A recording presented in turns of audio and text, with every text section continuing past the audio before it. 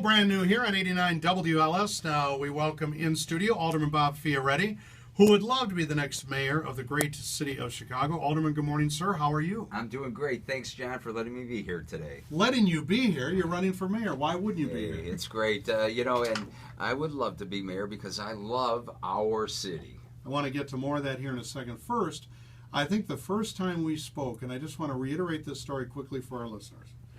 I believe we had talked on my previous radio station because apparently Rahm Emanuel and his minions had locked you in a stairwell at some sort of press event. This is a year and a half ago. And locked you in the stairwell so that you could not participate because there was some bad blood there. And did that prompt your run here? No, it didn't, but that just shows how petty and childish the mayor is. I want to get to more of that as well, but first I'd like you to clarify some remarks that you made at the City Club of Chicago yesterday. Our own Bill Cameron has been reporting on this. Now, the mayor's son was involved in that incident on a Friday night a while ago, cell phone robbed. He was down the street from his home, away from the mayor's home here on a Friday night about 10 o'clock. Now, the police have talked to a person of interest, but no arrests have been made. But I concur with you, and I just want to kind of get some clarification here.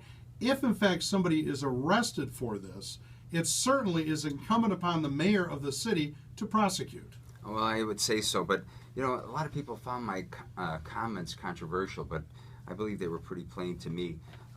It's in the mayor's own backyard where people should be safe, in the mayor's own block, his own home, and they weren't safe. We need to make sure all of our citizens, no matter where they are, not only feel safe, but are safe, whether it's in Ravenswood or Roseland.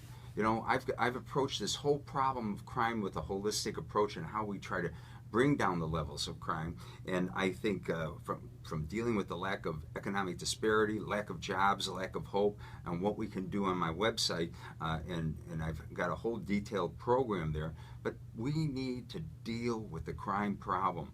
And if you can't deal with it on the mayor's block where there's 24/7 security, then what are we doing in our neighborhoods? Well, plus, if in fact you want communities to support the police, and I've heard the mayor say that a number of times, then in fact, when the police, if in fact they arrest somebody for this, and they get going on a case and building a case with the prosecutors, then you know what? You have an obligation, I think, as a good citizen, let alone the mayor, to go ahead and let the police and the prosecutors do their job. Okay, we'll see what happens, because I know that police investigation continues. Correct. Let's talk a little bit about the polls that show all three challengers to the mayor considerably down by 21 points, the most recent one. Do you buy those numbers, Alderman Fioretti? Now, where I go and where I'm hearing in all of the neighborhoods throughout this city, I think people are getting excited about the election. The mayor has a hardcore group, and there's no doubt about it. I don't believe it's as high as the polls show. I think he's got a number somewhere in the 20%, and I think we're headed towards a runoff, and I'm encouraged by one of the latest polls that shows me in second place, and I believe we're going to end up in a runoff, the mayor and I. Would you be running for mayor had they not taken your district away from you as alderman? No, I think the city's been headed in the wrong direction, especially for the last 4 years, from all the major issues on crime, economic development, education.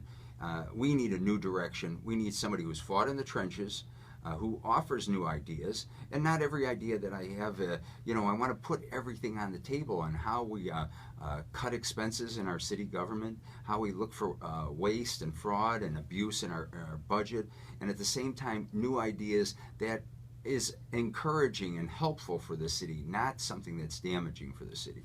Would you be able to get comprehensive contracts done with firefighters and police? Oh, I think, that's an ongoing, continuing debate and arbitration and negotiation with the unions.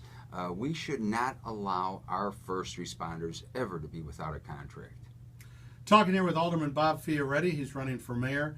Mike Dicka, had he run for Senate years ago, and I understand why he didn't, quite possibly Barack Obama's pathway to victory would have been somewhat different, to say the least.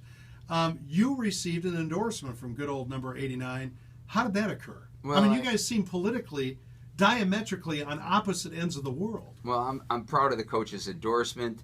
We've talked a number of times And he never asked me to change my position on issues. He didn't ask me to do anything different like some of these other candidates that now have to change their positions to suit their supporters.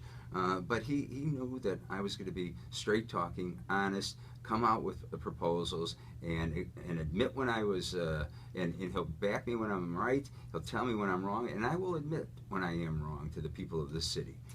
When you look at New York City and the job that Rudy Giuliani did and the job that de Blasio is doing, who would you like to pattern yourself more after, Giuliani or de Blasio? Thanks for that question.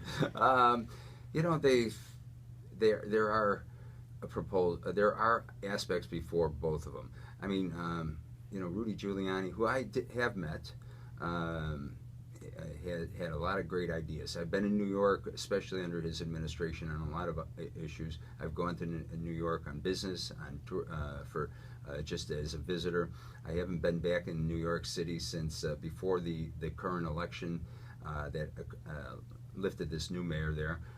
I hope there are some good things that we're going to see out of this current administration, but I think the times are somewhat different, and we have to figure out ways to grow the middle class, because those are the ones being squeezed out. And I do agree with him on that effort. I also agree with Giuliani that we have to be consistent in terms of what we say and how we approach the people of any city.